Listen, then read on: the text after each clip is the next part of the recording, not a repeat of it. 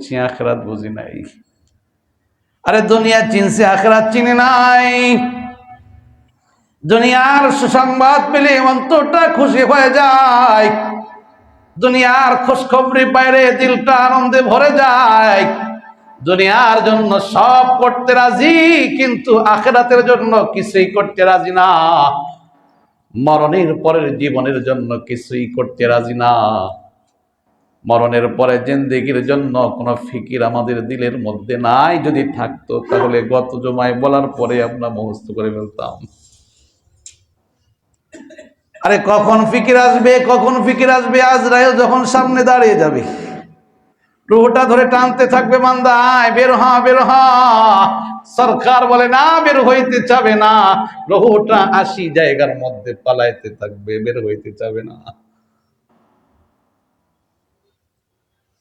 বান্দা তখন আফসোস করবে আর বলবে, ফায়াকুলা রাব্বি লাউলা আখরতানি ইলা আজালিন করিব।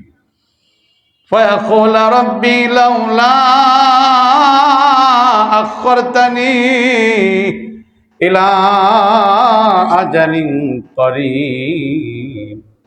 আয় আল্লাহ, হায়াত একটু বাড়া দাও, সময় একটু বাড়ায় দাও রে আল্লাহ। তেমন কিছুই করতে পারলাম না।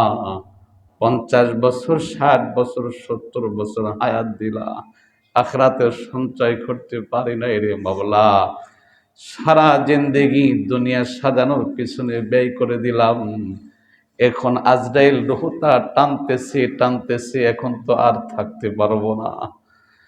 ফায়াকুল রাব্বি লাউলা আখরতানি ইলা আজালিন করিব। আল্লাহ রে, হায়াত একটু বাড়া দাও, আর দুনিয়াদারি করব না, আর দুনিয়াদারি করব না। বাকি জিন্দেগি তুমি আখিরাতের জন্য সাজাইতে থাকবো।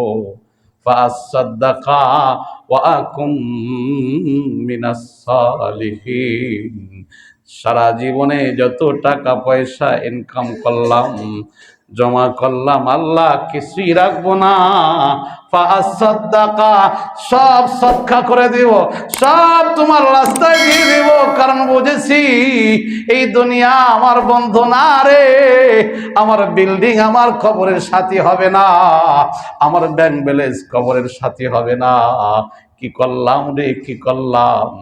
আমি সম্পদ কষ্ট করে জমা করলাম, বিবি ভোগ করবে, সন্তান ভোগ করবে, আমার জন্য একটু দোয়া পর্যন্ত করবে না রে। সব দেখা যায় শূন্য। মরণের পরের জীবনটা খালি, কিছুই নাই। আল্লাহ রে, একটু হায়াত দাও, একটু হায়াত দাও। আজরাইল যখন রূহটা টানতে থাকবে, বান্দা বের হা, বান্দা বের হা, আর থাকার সুযোগ নাই। বান্দা বলবে, আল্লাহ একটু দাও সময়। আল্লাহ পাক বলে, ওয়ালাই ইউআখিরুল্লাহু নাফসান ইযা জাআ আজালুহা ওয়াল্লাহু খাবীরুম বিমা তা'মালুন। এ বান্দা, একটা সেকেন্ড বিলম্ব করা হবে না, একটা মিনিট আমি আল্লাহ আর হায়াত বাড়াবো না, একটা ঘন্টা হায়াত আর বাড়াবো না। আমি আল্লাহ কোরআনে কত বুঝান তোদেরকে বুঝাইলাম। ওমা হাদিহিল হায়াতুদ দুনিয়া ইল্লা লাহু ওয়া লাইব।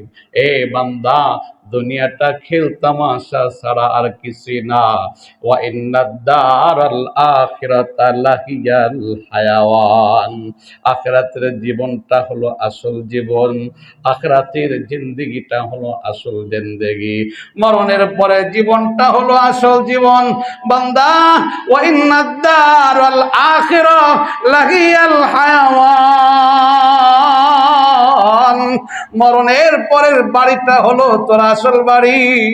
লাউ কানু ইয়ালামুন। বান্দারে, যদি একটু বস্তি কতই না ভালো হইতো, এখন মরণের সময় আফসোস করা লাগতো না। বান্দা একটু অনুধাবন যদি করতে রে, এখন মরণের সময় আমি মওলাকে বলা লাগতো না, হায়াত বাড়াও, হায়াত বাড়াও। এখন আজরাইলকে দেখি তোর দিলটা ভালো লাগতো, আরে মরণের পরে জিন্দেগিটা তো আমি সুন্দর করছি, মরণের পরে জীবনটা তো আমি সুন্দর করছি। তাকায় দেখি আমল নামায় নেক আছে অনেক, নেক আছে অনেক, নেক আছে অনেক। বান্দা তখন পেরেশানি করা লাগতো না, তখন তো বরঞ্চ আজরাইলকে বলতাম, ও আজরাইল তাড়াতাড়ি করে রুহটা নিয়ে যাও, তাড়াতাড়ি করে রুহটা নিয়ে যাও, মরণের পরেই আমার মওলার সাথে মোলাকাত হবে। সুবহানাল্লাহ। তখন বান্দা থাকার জন্য আফসোস করবে না, বান্দা তখন বলবে না আর একটু হায়াত দাও, তখন বান্দা বলবে আজরাইল তাড়াতাড়ি করে রুহটা নে, কারণ মরণ না হলে তো মাওলার দিদার হবে না। আরে রুহটা তাড়াতাড়ি করে নিয়ে যাও, রুহটা নেওয়ার পরেই তো আমি জান্নাতে রওনা করতে পারবো। সুবহানাল্লাহ। আর এমন সময় আমার মাওলা ডাক দিয়ে বলবে আইয়াতুহান নাফসুল মুতমাইন্নাহ। আল্লাহু আকবার বলেন, আল্লাহু আকবার। আল্লাহ পাক রব্বুল আলামিন এই মুহূর্তে আপনার কানে আওয়াজ পৌঁছায় দিবে, ইয়া আইয়াতুহান নাফসুল মুতমাইন্নাহ, হে প্রশান্ত আত্মা আয়, আমি মাওলার দিকে আয় রে। এমন অবস্থায় তুইও মাওলার উপরে খুশি, আমি মাওলার তোর উপরে খুশি। ইয়া আইয়াতুহান নাফসুল মুতমাইন্নাহ ইরজিই ইলা রাব্বিকি রাদিয়াতাম মারদিয়া ফাদখুলি ফি ইবাদি ওয়াদখুলি জান্নাতি। বান্দারে আয়, আমার খাঁটি বান্দাদের অন্তর্ভুক্ত হয়ে যাও। ওয়াদখুলি জান্নাতি, এ বান্দা মরণের পর দুনিয়ার থেকে বিদায় নিয়ে চলে আসো, আমার জান্নাতে প্রবেশ করো। সুবহানাল্লাহ। বলুন তো আজরাইল যখন রুহটা টানাটানি করতে থাকবে, আমার মাওলা যদি আপনাকে এই আওয়াজটা কানে শোনায় দেয়, আপনার কাছে খারাপ লাগবে? তখন কি বলবেন আল্লাহ হায়াত বাড়াও? না না, তখন বলবেন আহ তাড়াতাড়ি করে নে রে আজরাইল, আমার মালিক আমাকে ডাকতেছে, আমার রব্বি কারীম আমাকে ডাকতেছে, তাড়াতাড়ি করে নিয়ে যাও, আমি বান্দার আমি মাওলার জান্নাতে চলে যাব। সুবহানাল্লাহ। সুবহানাল্লাহ। এজন্য এখনো সময় আছে, এখনো সুযোগ আছে, আখিরাতটা সঞ্চয় করার সুযোগ এখনো আছে, আখিরাতের প্রস্তুতি নেওয়ার সুযোগ এখনো আছে, আখিরাতের জান্নাত কামাই করার সুযোগ এখনো আছে। আজরাইলকে দেখার পর কিন্তু আর সুযোগ থাকবে না।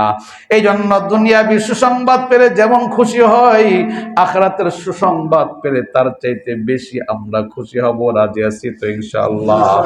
যদি রাজি থাকি তাহলে 10,000 টাকার সুসংবাদ শুনলে যদি দোয়া মুখস্থ করতে পারি, না টাকার জন্য না, জান্নাতটা পাওয়ার জন্য, রমজানুল মুবারকের মাসটাকে কাজে লাগানোর জন্য এখন থেকে দোয়াটা শিখবো, নিজে শিখবো, নিজের সন্তানকে শিখাবো, নিজের বিবিকে দোয়াটা শিখাবো।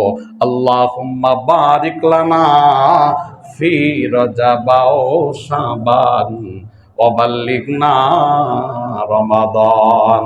সবাই বলেন আল্লাহুম্মা বারিক লানা ফি রজব ওয়া শাবান ওয়া বাল্লিগনা রমাদান। আয় আল্লাহ, রজব এবং শাবান মাসে বরকত দাও, রমজানুল মুবারক পর্যন্ত হায়াত বাড়ায় দাও। সকলে বলুন আমিন। যে আয়াতটা তেলাওয়াত করছিলাম, এই মাসের উল্লেখযোগ্য ঘটনা হলো মিরাজের ঘটনা। সরকারে দো আলম নবীকে আল্লাহ পাক রব্বুল আলামিন এই রজব মাসের 26 তারিখ দিবাগত রাত্রে 27 রাত্রে সরকারে দো আলম নবীকে জমিন থেকে 7 আসমান উপরে ওঠায়া আরশে মহল্লার উপরে ওঠায়া রব্বি কারিমের সামনে বসায় দিয়েছিলেন। সুবহানাল্লাহ। এ বিষয়ে আজকে আলোচনা করার খেয়াল ছিল, এটাই মোতালা করে আসছিলাম, কিন্তু আসার পরে ভিন্ন দিকে দিলটা চলে গেছে, যার কারণে এদিক সেদিক দিয়ে কিছু কথা বের হয়ে গেল। ইনশাআল্লাহ সামনে জমায় সংক্ষিপ্ত আকারে এই মেরাজের আলোচনা কিছু করার চেষ্টা করব, মালিক যদি তৌফিক দান